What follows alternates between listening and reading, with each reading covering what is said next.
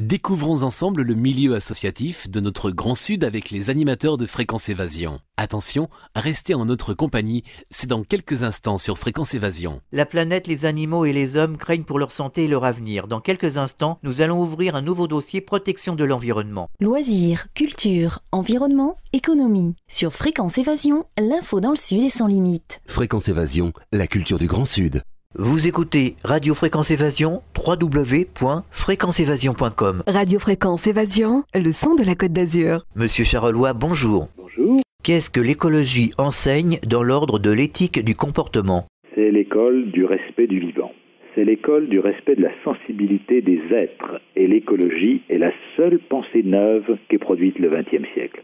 C'est une pensée généreuse, c'est une pensée tournée vers la vie, vers la nature, vers la réconciliation de l'homme et de la nature. C'est donc une pensée riche.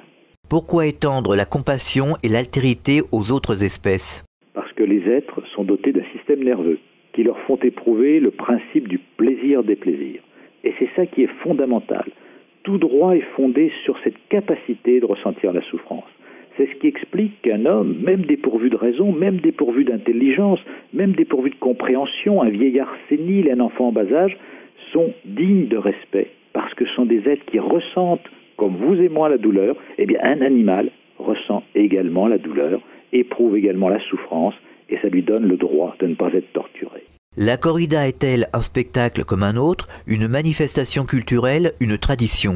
Absolument pas. La corrida est malheureusement une de ces pratiques qui devrait giser dans la poubelle de l'histoire et qui est une marque de cruauté de l'homme envers l'animal, un grand mépris du vivant. Et quels que soient les mots que l'on emploie, quelles que soient les tournures, la phraséologie, la sémantique, ça reste cela. Lorsque vous-même on vous pique le dos, vous ressentez la douleur. Alors imaginez ce qu'un taureau peut éprouver à la sensation de fer qui s'enfonce dans son dos. C'est quelque chose d'une grande cruauté. Alors, Monsieur Charolois, quand on est juge, est-ce que c'est pas difficile de faire entendre sa voix quand on sait qu'une majorité de juges sont pro-corrida ? Oui, mais c'est vrai parce que les juristes n'ont pas une formation aux sciences de la nature, aux sciences de la physiologie, et c'est vrai qu'on trouve beaucoup plus d'écho dans les milieux scientifiques, là où les gens sont informés de tout cela, que dans les milieux juridiques. Mais vous savez, je rencontre aussi des magistrats qui, fort heureusement, sont tout à fait hostiles à la corrida ou à la chasse. Ce sont des choses qui évoluent très vite. Autrefois, on ne pouvait pas être préfet, être juge, être notable sans chasser ou sans aimer les corridas. Maintenant, ça devient quand même de plus en plus minoritaire. Alors, Monsieur Charolois, votre association Vie et Nature a été créée à quelle époque ? Elle date de quand, cette association ? Notre association est récente. Nous l'avons créée en 2002. Un certain nombre de philosophes, d'écrivains, de professeurs qui avons décidé de porter en France l'écologie éthique. C'est-à-dire que nous ne sommes pas une association de protection de la nature de plus. Il y en a déjà pas mal, elles font un excellent travail. Nous ne sommes pas un parti politique écologiste. Il y a des partis écologistes qui présentent des candidats aux élections, qui malheureusement ne sont pas toujours unis, et c'est bien dommage, mais nous ne sommes pas en concurrence avec eux. Nous sommes à la fois les deux, association de protection de la nature et club politique. C'est-à-dire que nous pensons l'écologie. Nous sommes une force de proposition et de réflexion sur le thème de l'écologie éthique. Et l'écologie éthique, je vais lui donner deux piliers pour la résumer. C'est d'un côté, l'homme est devenu tout puissant maintenant sur la planète. Vous voyez, on a une maîtrise technologique totale et nous sommes présents partout sur la Terre.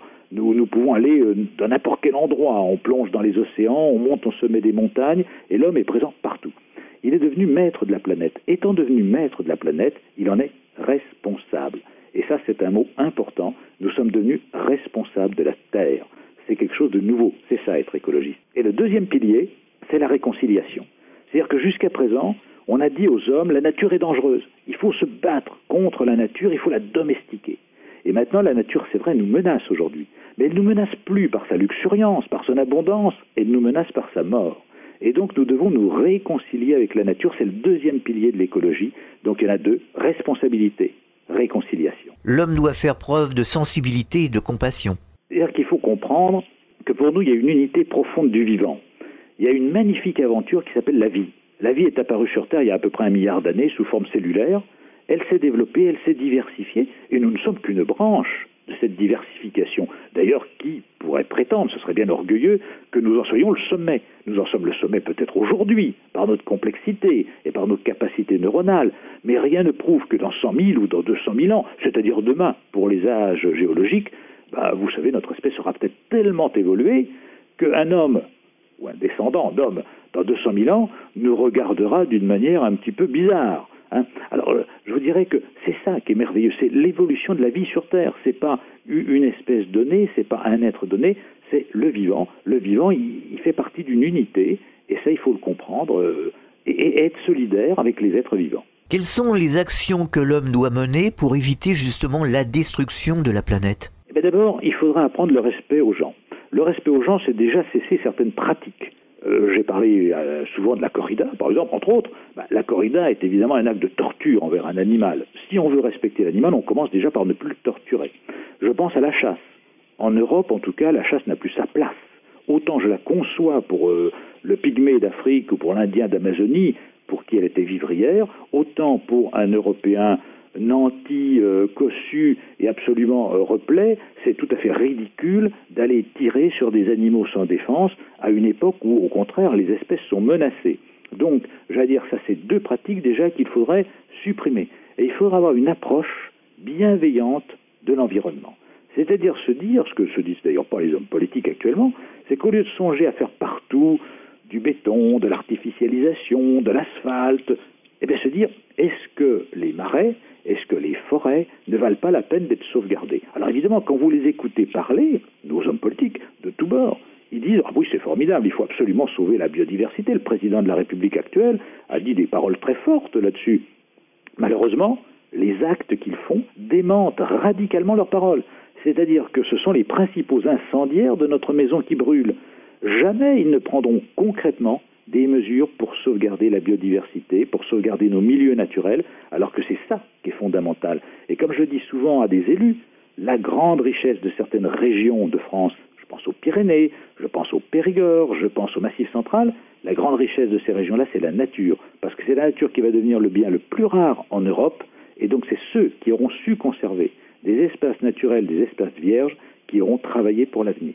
Dans votre association, vous dites que ce n'est pas nécessaire d'aller tuer des animaux et qu'on peut vraiment supprimer cette chasse. Tout à fait. On peut abolir la chasse en France sans que cela pose aucun problème écologique. Alors évidemment, ça peut surprendre un esprit qui n'est pas trop averti et qui va dire, mais si vous supprimiez la chasse, nos amis les chevreuils, les cerfs, etc. vont proliférer, et s'ils prolifèrent, ils vont compromettre les équilibres de la sylviculture, même de la forêt, ils vont empêcher la régénérescence des forêts, et évidemment c'est ennuyeux. Eh bien, à cela nous répondons. D'abord que certaines régions d'Europe ont pratiquement aboli la chasse, soit totalement, je pense au canton de Genève par exemple, qui depuis plus de 30 ans a aboli la chasse par voie référendaire, ou des régions d'Europe où on chasse pratiquement pas ou très peu, et qui s'en portent pas plus mal. Et surtout, ce qu'il faut comprendre, c'est qu'à partir du moment où on supprime la chasse, il faut protéger ce qu'on appelle les prédateurs. C'est-à-dire qu'il faut qu'un certain nombre d'animaux fassent leur travail, et fassent un travail de régulation, qu'ils ont fait pendant des millions d'années. Mais vous savez, pendant des millions d'années, la nature s'est très bien passée de nous. Il n'y avait pas besoin de types avec des fusils tout au coin de bois pour arriver à réguler les espèces. Les espèces sont très bien régulées elles-mêmes. Donc, si nous laissions revenir tout simplement dans nos forêts les lynx, dans nos montagnes les loups ou les ours dans les Pyrénées, eh bien la faune serait parfaitement régulée sans que l'homme n'ait à y intervenir.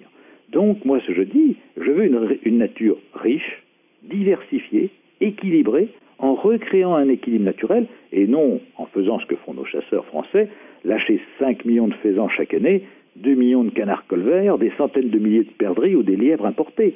Ça, c'est la gestion des chasseurs, c'est une gestion dont nous ne voulons pas. Nous, on dit que la nature n'a pas besoin de cela. La nature, elle a besoin tout simplement de vivre. Juste avant la pause, on pourrait parler en quelques mots des parcs régionaux et de Natura 2000. Alors justement, en France, il y a un grand blocage au niveau Natura 2000. Les Français refusent l'application de Natura 2000, alors que cette directive n'est pas très contraignante, malheureusement. Elle ne les empêche absolument pas d'avoir des activités dans les zones naturelles, mais on a fait peur aux ruraux en leur disant « Natura 2000, ça va vous empêcher de couper un arbre ». Eh bien non, c'est pas ça. Mais en effet, on a dans notre pays des lobbies qui sont contre nature, et toutes les fois qu'on veut prendre des mesures comme par exemple créer une réserve naturelle, créer un parc, eh bien, on a des gens que l'on trouve contre nous. Et ces gens que l'on trouve contre nous, c'est le groupe des chasseurs, des pêcheurs, des sylviculteurs, et qui se coalisent pour dire non à la protection de la nature. Alors vous dites pourtant que la régulation doit être l'affaire des pouvoirs publics. Il faudrait que les pouvoirs publics changent de titulaire.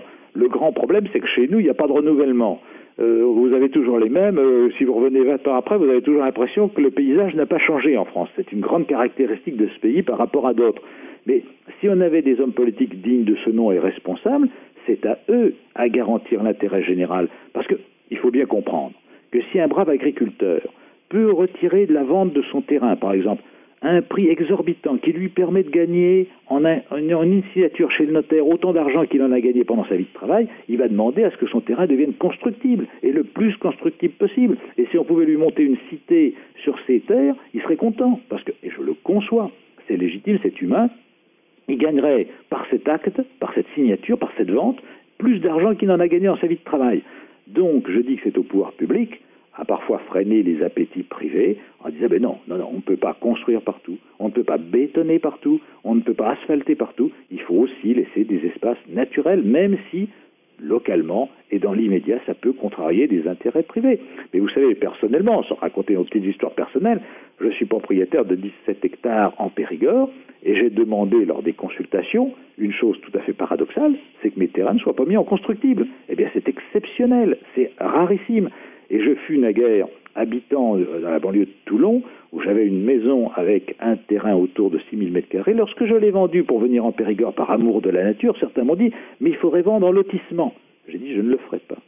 Je perds de l'argent sans doute, mais je garde ma conscience. Je n'ai pas assassiné la Provence, j'ai vendu la propriété comme je l'ai trouvée. Et j'ai su que quelques années plus tard, d'autres n'avaient pas eu les mêmes scrupules. Mais je vous montre un petit peu par cet exemple personnel, dont je vous prie de m'excuser, comment les choses se déroulent. C'est-à-dire comment ça se passe concrètement. Les gens, évidemment, ils n'ont là pas du gain. On ne peut pas leur reprocher quelque part. C'est pourquoi les pouvoirs publics doivent contenir tout ça et dire non, il y a des zones qu'on va réserver pour l'avenir et pour la survie de la planète.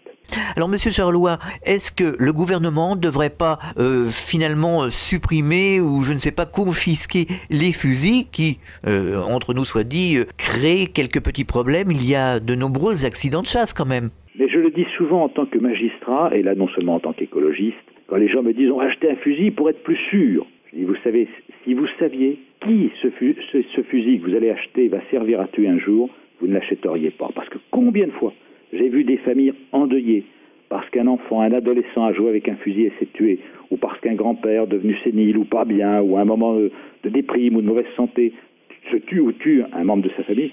J'ai tellement vu d'accidents comme ça qu'avoir un fusil chez soi, c'est vraiment une insécurité totale.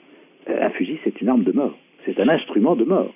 Et vous savez de quoi vous parlez. Donc finalement, si on supprimait les fusils, ça serait peut-être inciter les gens à réfléchir, à aller vers une moralité et peut-être quelque chose de plus positif. Tout à fait. Je crois que s'il y a une chose que l'homme doit apprendre, il apprend déjà quand même beaucoup, c'est à respecter les vivants. Alors, faut-il être pessimiste ou négatif? Au contraire, très, très, très optimiste sur l'évolution de la société. Moi, je vous dirais que quand on observe l'histoire, et j'ai quand même étudié l'histoire, ça réconforte plutôt. Quand les armées au XVIIe siècle parcouraient l'Europe, il était de tradition de passer les petits-enfants à la broche. À notre époque, ça s'est fait un peu en 40, mais c'était très mal vu et très mal jugé, et ceux qui l'ont en portent une lourde responsabilité vis-à-vis de l'histoire. Je crois quand même qu'il y a un progrès, voyez, et ça c'est une note d'optimisme. Je crois que l'écologie peut gagner, je crois que la société humaine peut gagner, je crois que l'homme peut relever son défi, c'est-à-dire à la fois être un être développé, être un être civilisé, et en même temps sauver la Terre.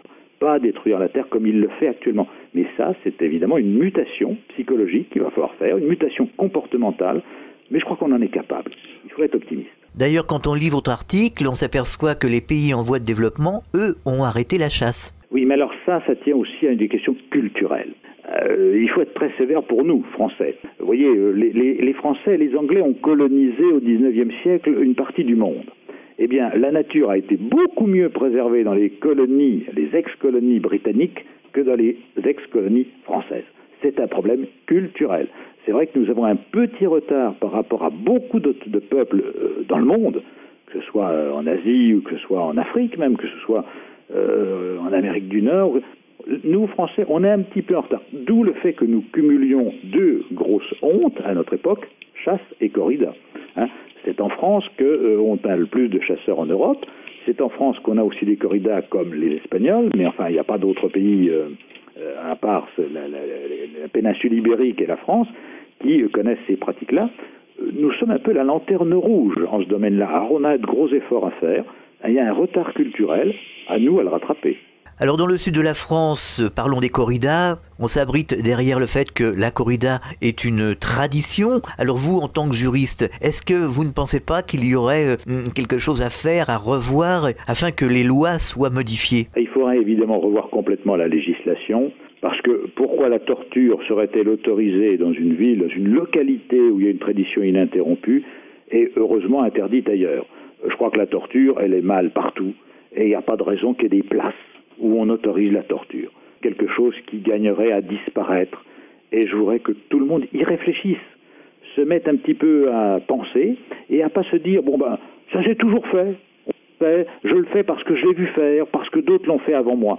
Non, ça c'est une façon un peu facile de s'exonérer de tout examen de conscience. Il faut quand même se rendre compte de ce que l'on fait, ce que l'on cautionne, et quand on cautionne la corrida, c'est vrai que c'est quand même quelque chose qui est d'une très très grande cruauté, c'est la banalisation de l'acte de mort.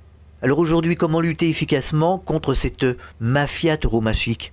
Eh bien, c'est en sensibilisant l'opinion, c'est en faisant ce que font magnifiquement beaucoup d'associations qui se battent pour cela, et qui se battent en France, mais qui se battent aussi en Espagne. Il y a maintenant des gens qui se lèvent, de plus en plus nombreux, et puis vous savez, le chemin sera peut-être long, mais ceux qui se sont battus contre l'esclavage, ils ont mis du temps. Ceux qui se sont battus contre la peine de mort, ils ont mis du temps. Pour le bagne, on a mis du temps. On y arrivera. Moi, je suis persuadé qu'un jour, la corrida gisera dans la poubelle de l'histoire, aux côtés de toutes ces pratiques épouvantables que furent les ordalies, les bûchers, les combats de gladiateurs. Ça rejoindra cette poubelle. Et quand on se penchera sur la poubelle de l'histoire, ça sentira pas très bon. Et on se dira que vraiment, nos anciens ont fait des choses qui n'étaient pas toujours très magnifiques. Et la corrida, malheureusement, en fera partie. Que faire pour que les jeunes ne tombent pas justement dans cette mafia tauromachique, qu'ils ne se fassent pas piéger? Je dirais d'abord aux gens de ne pas aller voir ces spectacles. Ça sert strictement à rien d'aller voir une corrida, ne serait-ce que pour se dire « je voudrais voir une fois ce que c'est ». Non, je crois qu'il y a des choses qu'on n'a pas besoin d'essayer de faire. On n'a pas besoin d'essayer de tuer quelqu'un pour se rendre compte que ça pose problème de conscience que de tuer quelqu'un. Eh bien, on n'a pas besoin d'aller à la corrida. On sait ce que c'est, tout le monde sait ce que c'est. Tout le monde sait que c'est un taureau qui va souffrir pendant 20 minutes et qu'on va mettre à mort dans des conditions épouvantables. Donc, je crois que c'est tout. Si les gens n'y allaient pas, ça ne rapporterait pas d'argent. Et si ça ne rapportait pas d'argent, eh bien, on ferait autre chose. Et puis, vous savez, pendant qu'on n'irait pas à la corrida, on irait dans d'autres spectacles où là, ceux qui font de la tauromachie pourraient faire tout à fait autre chose, s'adonner à d'autres sports, à d'autres activités de loisirs, qui seraient peut-être plus rémunératrices à ce moment-là. Donc, je crois que si une chose disparaît, il y a autre chose qui la remplace, et cette autre chose sera nécessairement beaucoup mieux. Dans certaines écoles, il y a une manipulation mentale envers les enfants. On leur montre des photos, on leur montre des toréadors, etc., etc. Est-ce qu'il n'y aurait pas une loi qui pourrait interdire justement qu'on promotionne quelque part la corrida envers les enfants? Alors, pour le moment, la loi ne l'interdit pas. Le problème, c'est comment faire évoluer la législation. Alors, je sais qu'une députée française, Madame Muriel Marland-Militello, qui est députée des Alpes-Maritimes, avait déposé une proposition de loi visant à rendre illégale la corrida en France.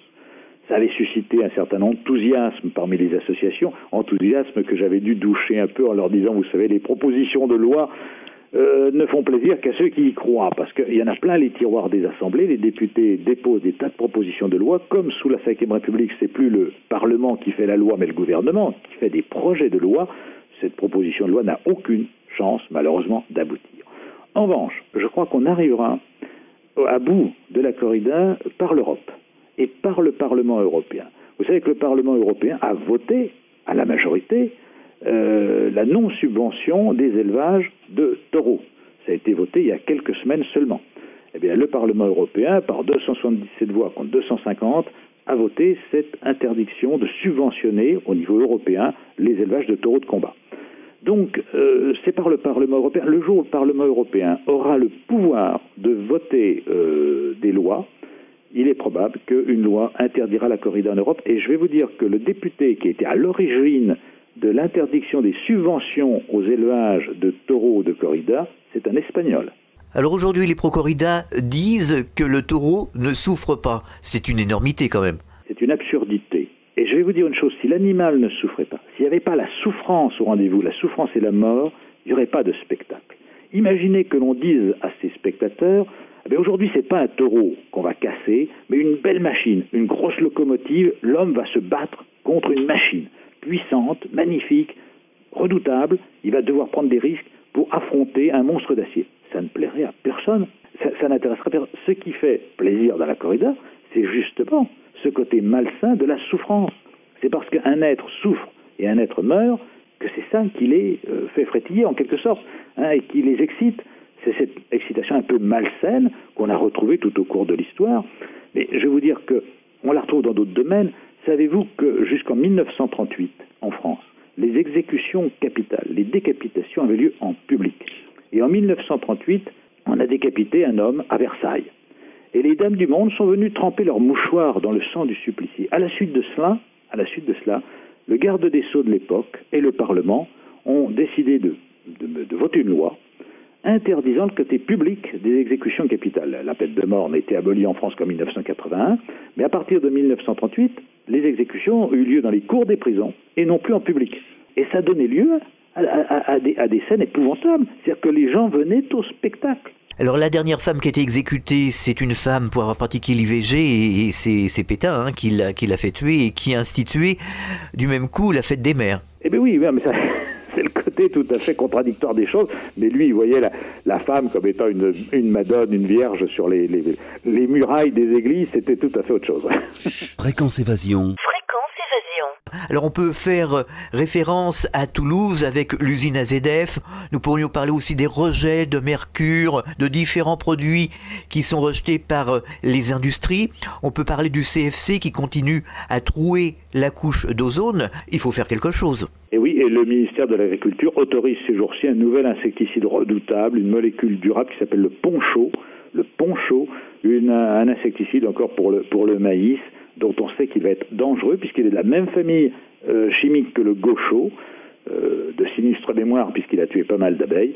Sachez qu'actuellement, en Europe, on est entouré de 100 000 molécules chimiques, artificielles, créées par l'homme. 100 000 molécules dans tout domaine, cosmétiques, produits phytosanitaires, produits ménagers, ce qu'on utilise dans les maisons, 100 000 molécules. C'est énorme. La plupart n'ont pas été d'ailleurs testés sur des tissus, donc on ne sait pas s'ils sont nocifs ou s'ils ne le sont pas. On le sait très mal, on le sait qu'a posteriori. C'est un grand danger, mais là c'est un autre problème. C'est plus la cruauté qui est en cause, c'est un autre travers de l'homme. L'homme est cruel occasionnellement, mais l'homme est aussi un animal cupide. Et donc ce qui l'habite ici, c'est l'appât du gain. Et vous avez bien sûr des entreprises qui sont là pour faire des profits, ça s'appelle comme ça, ils font des profits. Et si les profits passent par quelques risques pour autrui ou pour l'environnement, eh bien, ils courent ce risque-là. Et c'est un vaste problème. C'est pour ça d'ailleurs que l'Europe envisagerait de mettre au point ce qu'on appelle le projet REACH. C'est un projet qui vise à autoriser la mise sur le marché d'une molécule qu'elle a été testée. Alors nous disons oui, il faut tester les molécules, oui à REACH, à une condition, c'est que ce ne soit pas sur des animaux. Parce que là, vous retombez sur le problème de la cruauté, et en plus sur des tests qui ne sont pas nécessairement fiables. Il est beaucoup plus sûr de faire des tests sur tissu cellulaire. Alors sur votre site, il y a des informations sur la grippe aviaire. Est-ce que vous pourriez nous apporter quelques précisions sur cette grippe aviaire dont on parle depuis déjà un bon moment ? Alors écoutez, d'abord il faut rationaliser les choses, il ne faut pas avoir peur que le ciel nous tombe sur la tête. Nous ne sommes plus comme à l'époque des Gaulois. Nous avons, vous et moi, et puis ceux qui nous écoutent ou nous lisent occasionnellement, ont malheureusement plus l'occasion de mourir d'un cancer du pancréas ou d'un infarctus du myocarde que de mourir de la grippe aviaire. Le risque est minime, tout à fait minime. Et c'est pas parce qu'il y aura 2 ou 3 ou 10 ou 20 ou même 100 cas quelque part que nous allons mourir de la grippe aviaire. Non, nous mourrons tout bêtement, je vous dis, d'un cancer de l'œsophage ou d'une rupture d'anévrisme comme tout le monde meurt autour de nous. Donc il faut parfois avoir des peurs justifiées et cesser d'avoir des peurs mythiques. Mais à notre époque, on préfère la peur mythique. On a peur de choses qui sont marginales et on n'a pas peur de ce qui, au fond, nous menace quotidiennement. Donc, la grippe aviaire. La grippe aviaire menace d'abord les oiseaux. C'est ça, c'est le premier problème. Et c'est dommage, parce que les oiseaux, ils sont sympas, ils ont le droit de vivre, et ils participent quand même à la beauté du monde. Que serait un monde sans les oiseaux? Donc, c'est déjà un problème pour eux. Ensuite, évidemment, il faut essayer de prévenir tous les risques. Alors, c'est pour ça qu'on a dit, c'est pas pour que les embêter, mais la chasse crée un risque majeur. Je vais vous dire pourquoi. Parce que si un jour, le virus de la grippe aviaire devait devenir un virus méchant pour les humains et pour les bipèdes, eh bien, qu'est-ce qu'il faudrait? Il faudrait qu'il mute. Et pour muter, il faudrait que ce virus rencontre un virus grippal humain, les bons gros virus qui nous attaquent tous les ans l'hiver et qui donnent des grippes ordinaires, pour faire un troisième virus. C'est-à-dire qu'il faut que deux virus se marient pour en faire un troisième qui devient très méchant, qui alors là attaquerait l'homme et qui pourrait en effet provoquer ce qu'on appelle une pandémie, c'est-à-dire une grande épidémie mondiale. Le temps qu'il n'y a pas de contact entre un virus humain et un virus d'oiseau, pas de danger. Mais la chasse est justement l'occasion de ces rencontres, parce que les chasseurs qui tuent des millions d'oiseaux d'eau tous les ans dans ce pays, ils peuvent se trouver grippés ou sur le point de l'être. Donc si par hasard, ils tuaient un oiseau malade et qu'eux-mêmes soient malades, là vous avez ce risque de contact, de mutation, de recombinaison du génome du virus qui pourrait devenir dangereux. Est-ce que véritablement ce virus peut sauter la barrière de l'espèce? Pour le moment, ça n'a pas sauté. Ça peut sauter un jour. Ça peut être ce virus-là, ce fameux virus H5N1 dont on parle actuellement, mais ça peut en être un autre. Vous savez, les virus, ils mutent tout le temps. C'est ce qui les caractérise. Les virus sont mutants. Et c'est possible qu'un jour l'humanité soit à la merci d'une grande infestation virale. Maintenant, on ne craint plus grand-chose des bactéries, parce que les bactéries, on a des antibiotiques. Les antibiotiques, c'est efficace contre les bactéries, même si les antibiotiques le sont de moins en moins, parce que les bactéries s'habituent. Il est peu probable que nous soyons, comme au Moyen-Âge, victimes de peste ou de choléra d'origine bactérienne. En revanche, c'est vrai qu'il peut y avoir des grandes pandémies virales, puisque pour le moment, on maîtrise encore assez mal les antivirus, et que le temps de mettre au point un vaccin, il faudrait plusieurs mois, il faut au moins 4 mois pour mettre au point un vaccin, et d'autre part, on ne peut pas songer à vacciner l'ensemble de la planète, qu'au maximum, on pourrait vacciner 900 millions d'hommes, ce qui est déjà pas mal sur 6 milliards, mais il resterait quand même 5 milliards qui ne seraient pas vaccinés. Pour le moment, il n'y a pas de danger de grippe aviaire. Si la grippe aviaire vient, il faut arrêter la chasse pour éviter les contacts entre les humains et des oiseaux malades. C'est la meilleure solution. Et je pense que, malgré tout, il faut conserver confiance dans les oiseaux. Je disais l'autre jour à un ami, je suis prêt à aller me faire photographier en tenant un canard dans les bras, parce que, j'allais dire, il n'y a vraiment pas de danger pour le moment. Il ne faut absolument pas avoir peur. Parlons des inondations. La terre n'absorbe plus l'eau, la terre devient de plus en plus compacte, on bétonne à outrance. Là aussi, il y a un problème. Mais d'abord, il faut préserver absolument les cours d'eau, préserver les zones inondables, parce que ce sont des zones humides qui font à la fois éponge, donc qui permettent d'écrêter les crues, et en même temps de servir de réservoir d'humidité pendant les périodes sèches. Parce qu'on a besoin de ça. On a besoin à la fois d'avoir un écrêtage des crues lorsqu'il y a trop d'eau, et en même temps de conserver des réservoirs pour les périodes de difficulté. C'est la raison pour laquelle il faut garder des vallées qui ne soient pas bétonnées, qui ne soient pas artificialisées, des possibilités pour les cours d'eau de déborder sur les rives, ce qui d'ailleurs fait des zones très riches au point de vue écologique et au point de vue faune et flore. Donc là, je crois que c'est en effet toute une question à repenser de l'urbanisme. Mais là, l'appétit dont je parlais tout à l'heure, la voracité et des élus et de leurs gendres est telle que, ils ont bétonné partout et ils ont accepté de construire là où il fallait pas. Pour en revenir aux animaux, on les transporte dans des conditions déplorables, on fait de l'abattage, en veux-tu, en voilà, un peu partout, n'importe comment. Aujourd'hui, est-ce qu'il n'y aurait pas une politique à repenser justement d'une manière urgente pour protéger une bonne fois pour toutes ces animaux? Mais je crois qu'il faut comprendre que l'animal, c'est pas un objet, c'est pas une chose, c'est pas une machine. C'est bien un être vivant qui a une psychologie. Et d'ailleurs, ceux qui en douteraient, je leur dirais, écoutez, si vous en voulez la preuve, contemplez le chien, le chat que vous avez eu dans votre enfance, que vous avez encore ou qu'a votre voisin. Et vous verrez qu'il n'y a pas deux chiens, deux chats qui ont exactement le même caractère. Ils ont du caractère comme vous et moi. Ce sont des êtres psychiques. Les animaux sont des êtres psychiques, ce ne sont pas des objets interchangeables. Eh bien, ce que nous savons du sympathiques chiens et chats qui nous entourent est vrai de tous les animaux, de la vache, de la poule, du cochon, du renard. Ce sont des êtres vivants qui méritent à ce titre-là notre respect. Et le jour où nous respecterons vraiment les animaux, nous respecterons aussi les hommes. Parce qu'aussi longtemps que l'homme traitera les bêtes comme des choses, à l'occasion, lorsque l'histoire trébuche, il traitera ses semblables comme des bêtes. C'est ce qui est arrivé bien souvent. À force de faire des expériences, on a distribué le sida à tout va, on a déstructuré pas mal de choses. Il faut vraiment cesser cette expérimentation animale qui est vraiment criminelle. Oui, il y a beaucoup de choses, et puis vous savez, on a fait des expériences à certaines périodes sur les hommes, et on en ferait encore, et quand on se comporte très mal envers les hommes, envers les animaux, c'est une école du crime. C'est une école de la violence, on apprend à tuer. Nous terminons sur Fréquence Évasion cette émission en compagnie de Monsieur Charolois sur la protection de l'environnement, de la nature. Alors Monsieur Charolois, au sein de votre association, quelles sont les activités et les interventions, le travail que vous effectuez ? Écoutez, nous menons plusieurs types d'actions. Actions de manifestation contre les corridas, contre la chasse. Nous avons manifesté avec tous nos amis de la protection animale et de la protection de la nature à Paris et à Valence, où nous étions présents nombreux, puisqu'il y avait comme 2000 manifestants à Paris, 1000 manifestants à Valence. Et vous savez, c'est remarquable parce que des gens qui acceptent de venir de tout âge, de toutes conditions, de venir de loin à leurs frais, parce que nous, on ne détourne pas, à la différence des chasseurs, de l'argent public pour financer nos manifestations comme eux le font.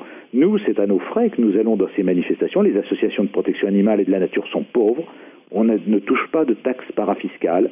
Et bien néanmoins, nous étions nombreux. Et je regrette que les médias, parfois un peu chloroformisés, n'aient pas parlé de cette manifestation de l'espoir et de la générosité qu'avaient organisé la SPA, le WWF, la LPO, la Société nationale de protection de la nature et la Convention Vie et Nature pour une écologie radicale, dont je suis le président, effectivement. Nous étions là. Nous sommes présents aux côtés de nos amis spécialisés dans la lutte contre les corridas dans le sud-est de la France. J'ai été à Carcassonne avec le professeur Jacquard parler il y a l'an passé. J'ai été à Bayonne cette année. Je serai de tous ces combats toutes les fois que l'on défend le vivant. Comme je le dis, nous sommes pour sauver l'arbre, l'animal et l'homme. Vous avez également fait des marches contre les OGM. Nous avons fait des marches contre les OGM, nous avons fait des marches pour sauver les vieux arbres menacés, notamment là où il y avait des projets d'autoroute. J'ai beaucoup regretté, par exemple, qu'une autoroute qui traverse maintenant la Corrèze et le Périgord ait abattu un if qui avait 500 ans. C'est lamentable. Alors les OGM, c'est catastrophique et c'est malhonnête. C'est malhonnête parce que quand les promoteurs des OGM en parlent, ils vous disent quoi ?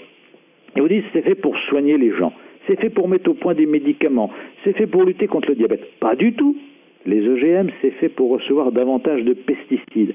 C'est fait pour que des plantes puissent vivre avec de l'herbicide à leurs pieds. Ce sont des plantes plus résistantes aux produits chimiques que produisent les mêmes firmes que ceux qui produisent les OGM. C'est une imposture totale. Donc, nous sommes contre les OGM, non pas parce que nous sommes anti-science.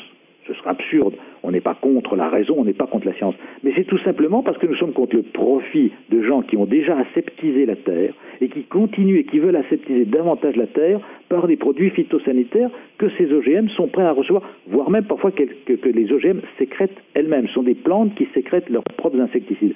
Donc, je veux dire, c'est vraiment des choses dangereuses. Que ce qu'il y a derrière tout ça, c'est les firmes semencières et agrochimiques. Eh bien, ces firmes-là nous préparent un monde dans lequel il n'y aura plus un papillon, plus un oiseau, plus un insecte, plus une fleur sauvage. Alors la charte Convention Vie et Nature, sur quoi repose-t-elle ? Eh bien, justement, la charte définit ce que je vous disais au départ de cet entretien, c'est-à-dire que nous avons 2 lignes directrices. L'homme est omnipotent et responsable de sa planète. L'homme, parce qu'il est devenu tout-puissant, doit devenir bon, c'est-à-dire qu'il doit se réconcilier avec les formes de vie. Donc c'est ça qui sous-tend toutes nos actions. Responsabilité et réconciliation. Pour conclure, quel serait le message que vous souhaiteriez passer aux auditeurs de Fréquence Évasion au nom de votre association Vie et Nature ? Le mot que je voudrais passer, c'est un mot d'espoir en disant qu'il faut que chacun travaille dans son secteur pour faire que ça change, pour faire que le profit, la cruauté ne l'emporte pas et ne nous emporte pas dans l'abîme. On peut gagner ce pari, mais on peut aussi le perdre. Alors, soyons vigilants, soyons militants, c'est un beau terme, le terme de militant, soyons les militants de la vie. Comment peut-on aider concrètement l'association Vie et Nature ? La meilleure façon, c'est d'y adhérer, mais c'est aussi tout simplement de diffuser aussi nos idées. On peut y adhérer, notre site indique comment le faire, donc allez voir notre site écologie-radical.org, écologie-radical.org, et là vous aurez ces éléments. Et j'allais dire, c'est soutenir, c'est diffuser nos idées. Nos idées peuvent être reprises, peuvent être publiées, et c'est une très bonne chose. Vous l'avez fait aujourd'hui en m'interviewant. Alors pour finir, nous allons rappeler les coordonnées de votre association Vie et Nature afin que les auditeurs de Fréquence Évasion, sensibilisés à l'écologie, à la protection de l'environnement, à tout ce qui se passe en ce moment, prennent contact avec vous et peut-être qu'on puisse vous aider. Oui, alors je vous donne les coordonnées Internet, c'est écologie-radical.org, et je vous donne le numéro de téléphone 05 53 54 70 46, c'est en Dordogne. Pour écrire, vous écrivez à Gérard Charolois, comme la région du Charolais, Franck Body, c'est écrit F-R-A-N-C-B-A-U-D-I-E, Franck Body, 24 380, c'est en Dordogne, 24 380, et la commune Vérines de Vert. Vérines, ça s'écrit V-E-Y-R-I-N-E-S, plus loin de, plus loin Vert, V-E-R-G-T. Eh bien, Monsieur Charolois, merci de nous avoir présenté Vie et Nature et vos combats. À bientôt sur l'antenne de Fréquence Évasion.